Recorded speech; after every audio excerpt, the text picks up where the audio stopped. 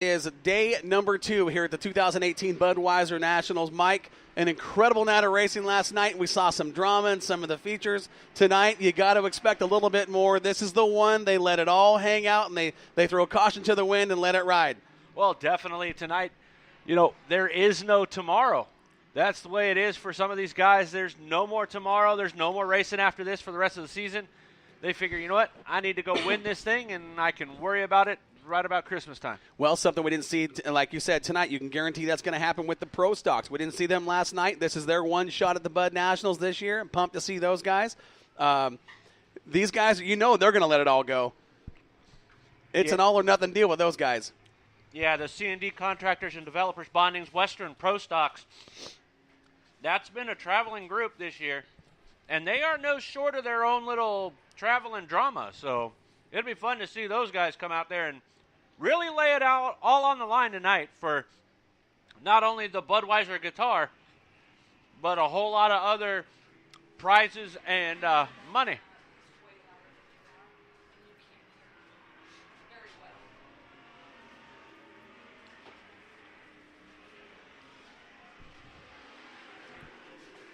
Keep talking.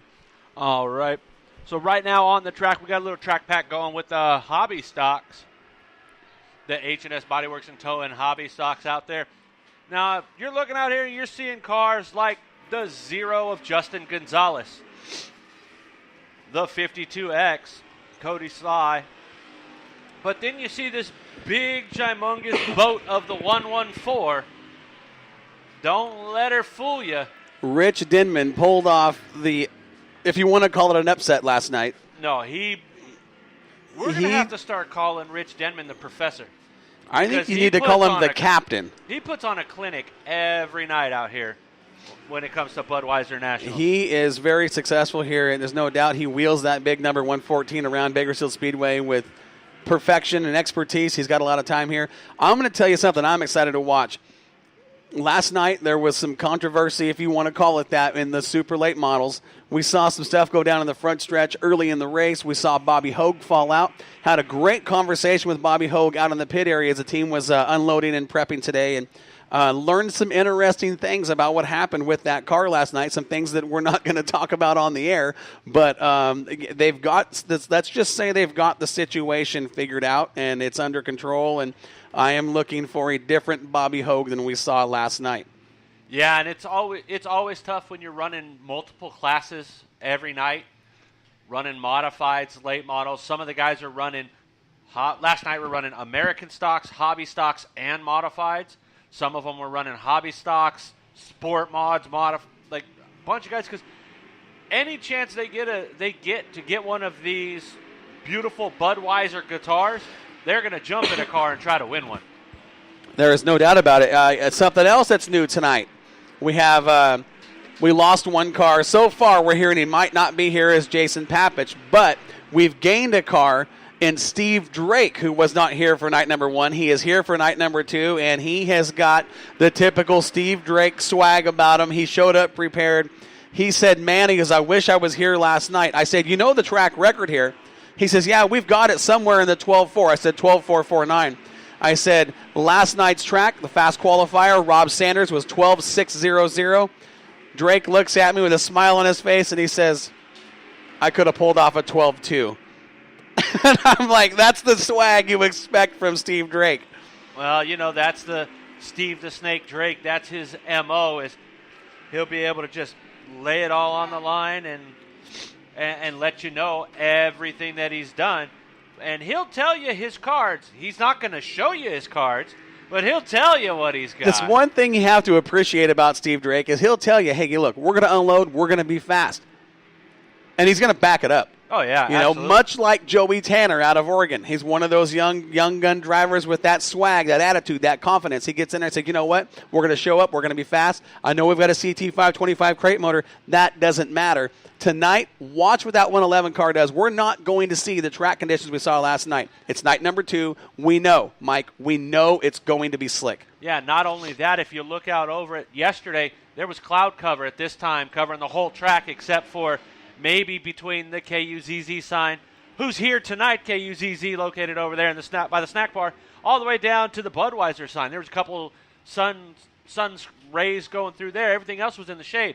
Tonight, the exact opposite. Everything's out in the sun except for just a little bit of the front stretch. And we knew, looking at the forecast coming into this deal last week, we knew what the weather was going to look like. We knew night number 1 was going to be fairly cool given the history we've seen here at this track and typical California, Bakersfield, California temperatures. It was fairly cool, cooler than it has been in probably the last decade here for that race. And turns 3 and 4 became what we call the snake bite. Last night there was some things that went down in turns 3 and 4. We talked to a few drivers after the races, and they said it wasn't just a cushion.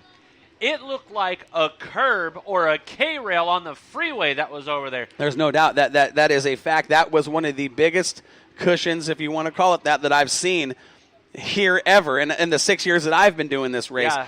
That thing, I tell you, last night it created some problems for some guys, and it also helped out some guys. One of the guys that helped out, we'll talk about in the modified ranks, Superman Colin Weinbarger said he absolutely loved it. Here's the thing that I thought was very, very unique about what that curb did.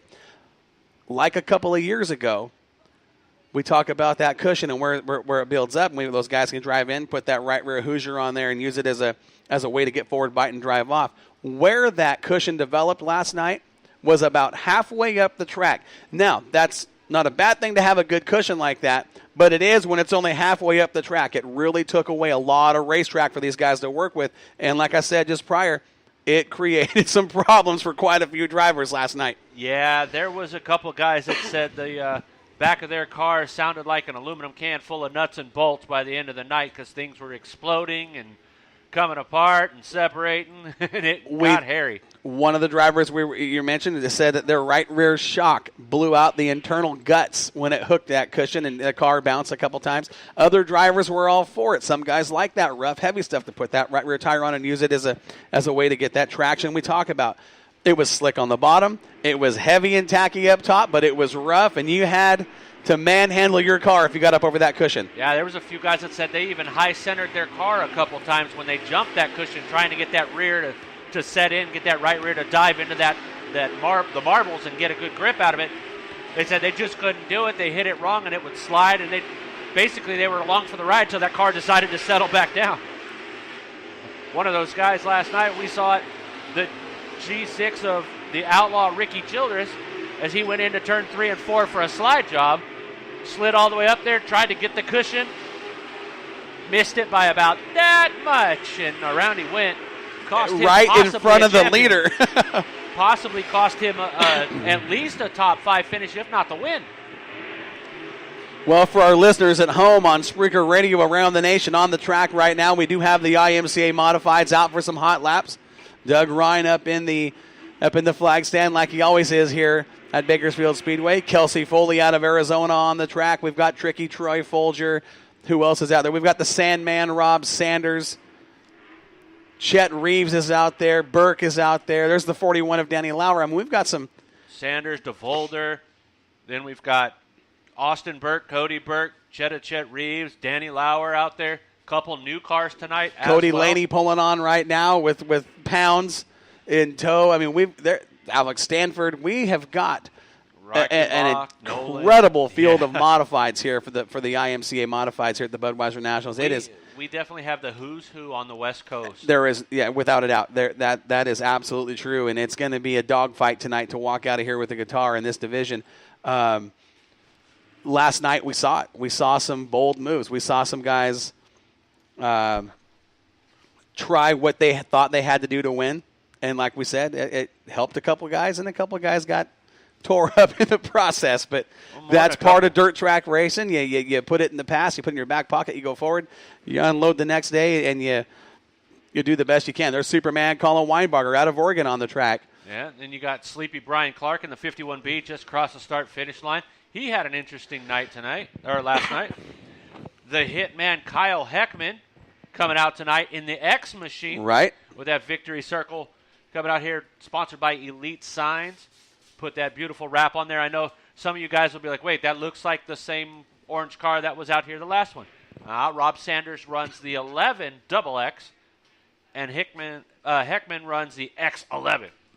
Right, yeah, same car owner, same color scheme. And we'll have that fun in the Pro Stocks as well because Ray Mariquin and his team, they run the 11X and the 11W, or the 11M and the 11W, but they're both exactly the same cars. The only thing that's different is the little bitty decal on it. Yeah, they do what they can to make our job that much harder. Yeah.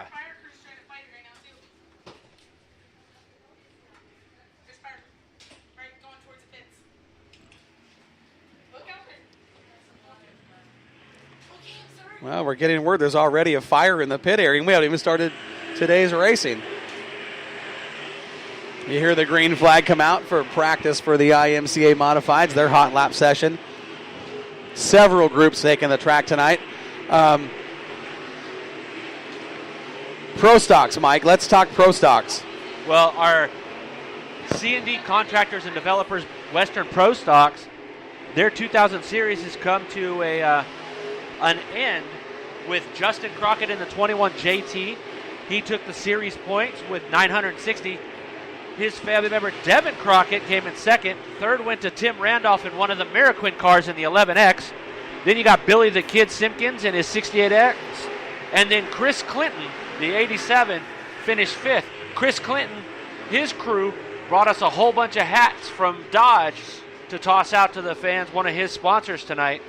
So it's pretty awesome. And the good thing about the C&D Contractors and Developers Bonding Western Pro Stocks is they have sponsors that come out and donate money for every race for different things. They have the 5-Star Graphics 5th place award. $50 goes to whoever finishes in 5th. The last race, that was Jerry Stewart. They also have the Brand Creative Hard Charger Award, which is $50 that goes to the Hard Charger. And that time, it was Devin Crockett. So cool things that go through the Western Pro Stocks, this traveling series. They go back and forth from here to the coast and run the one across the freeway here as well. So it's a cool thing they got going. It's good to see one of those late model style classes starting to blossom a little more. We should have somewhere between 18 and 23 of those things tonight, if I'm not mistaken. We're back on the track now. We've got the V13 of Gray Ferrando. There's the 32 of Shannon. You've got the 07 cars of the Morris team, the 198, Robbie Sawyer, Dylan Thornton in the 38T, the 3AC. That's Austin Kiefer out there. Had a good run last Levi night. Kiefer. That's Levi Kiefer.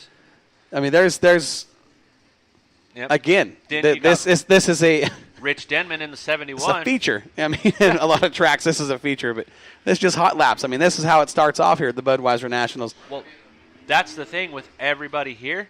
That's an A feature. Everybody here is in an A feature. Nobody comes out here just to fill a. You don't show up at the Budweiser Nationals if you're a field filler. These are all, like you said, these are A main cars. Yeah, there is no such thing as start and park here. Had an interesting conversation this morning at breakfast with Gray Ferrando. We bumped into him in the lobby of our hotel, and I said, hey, man, what happened last night? I said, in the heat race, your car looked really, really good. I mean, you dominated your heat race. You won. The car hooked up. I said, in the feature, did you make some changes? What happened? He says, yeah, we made a change, and we went the wrong way. And I said, you had no forward bite. You had no side bite. And he says, yeah, he goes, the change we made was a minor change, but it changed things big time for my car. He's in the Shaw chassis. So what they did, they went back to where they were at in the heat race, and we'll see if they've got that problem corrected and how he runs tonight. This is the night that matters. Yeah, well, that's the good thing with Ferrando and a couple of these other guys. They know where they start off. They're very meticulous of where their starting points are. So when they do make changes, they don't make the wholesale changes and go, okay, what works? They make little changes at a time to do the adjustability. And then they do other changes on them on top of those to see if anything changes with the car. And I know Gray was, kicking himself in the behind last night, along with a few other guys. Dylan Thornton as well. Came out, won his heat race, goes out into the main. Changes didn't work for him that he went to the main. Everybody, it looked like a lot of cars tightened up a little too much, a little too early. Well, that kind of depends on where you were running. If you were running on the bottom and it was slick and you missed the setup, you missed it big time. And if you got up in the rough stuff, I mean, you had your hands full. It was a very technical, very tricky track last night. It caught a lot of people off guard. Yeah, there's Kevin Johnson in his 20S Sport Mod sporting a new right side some right side sheet metal out there because yesterday we were able to see all the way inside the Yeah. cockpit. Yeah. We see his feet from up here. He lost the entire side of that car last night. There's last night's winner, Michael Johnson.